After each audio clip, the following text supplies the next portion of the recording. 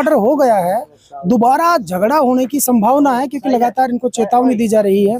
अब जिनका बेटा चला जाता है वो क्या करेगा, मजबूरन हो सकता है दोबारा यहाँ पे कोई इस तरह का इशू बन जाए, तो उससे बेहतर ये है कि पुलिस प्रशासन सख्त कार्रवाई करे और जो भी दोषी हैं, जो कातिल हैं, जो मर्डर के केस में जो संलग्नित हुए हैं, उनको जल्द से जल्द पकड़ा जाए। नमस्कार, आदाब, मैं हूं अरशद बीसरू और आप देख रहे हैं मेवात आज तक। आइए दोस्तों, आपकी जानकारी के लिए बता दें, इस वक्त हम पहुंचे हैं हातीन विधानसभा क्षेत्र के मड़ाई गांव में।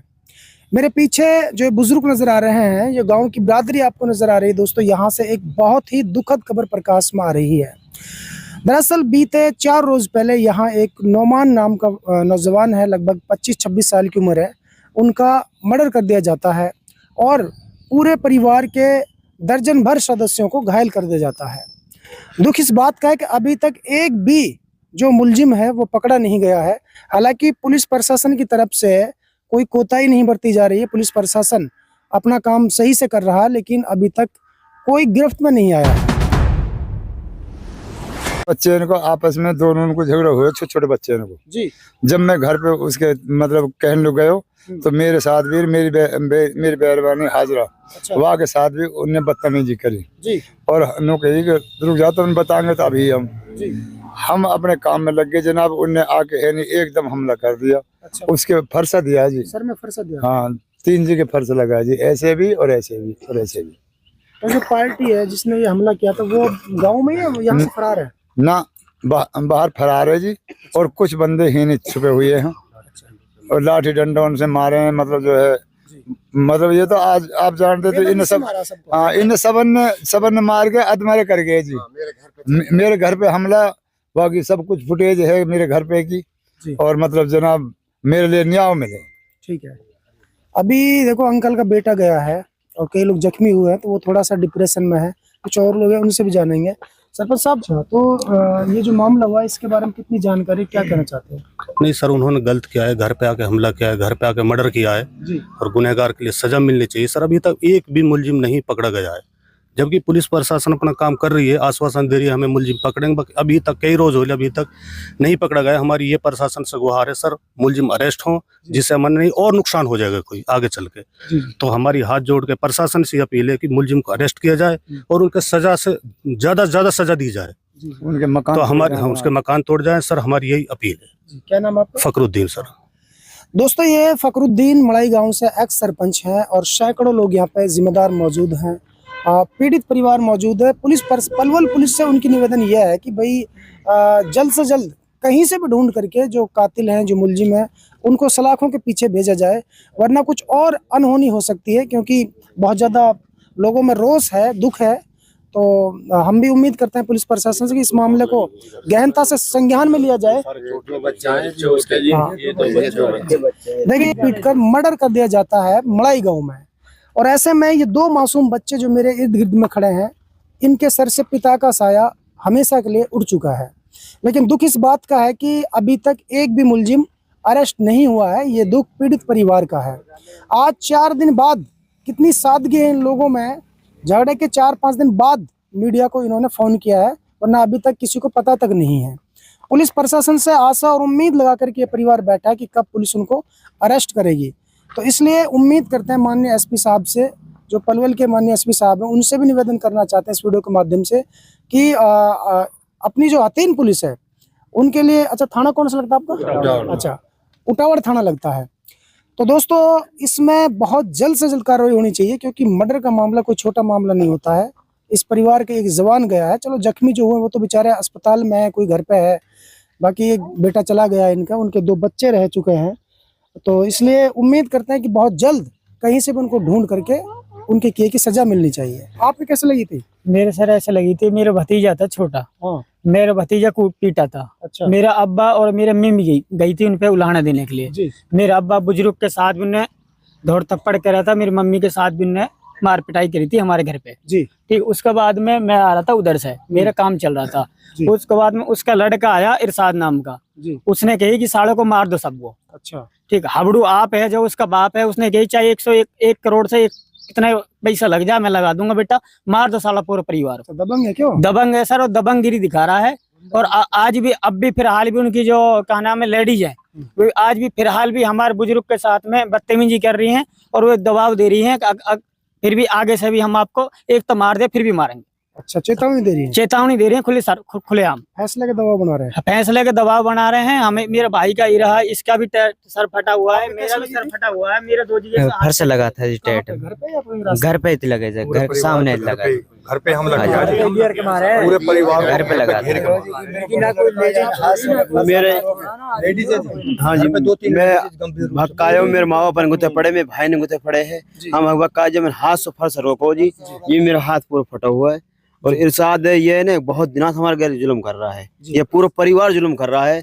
जो उसका ताऊ था बड़ा, वो मेरे पापा से यह कह रहा कि लड़ाई मत कर, लड़ाई मत कर, ठीक है। फिर भी हमें घुमा फिरा के नहीं, जब पूरे इकट्ठे हो गए मीटिंग करके नहीं, जब पूरा परिवार चढ़का गो, जब हम मारे यहाँ पे। हम एक लड़के को दोस्तों इस गाड़ी के अंदर ही पीटा गया, बहुत बेरहमी से, देखिए।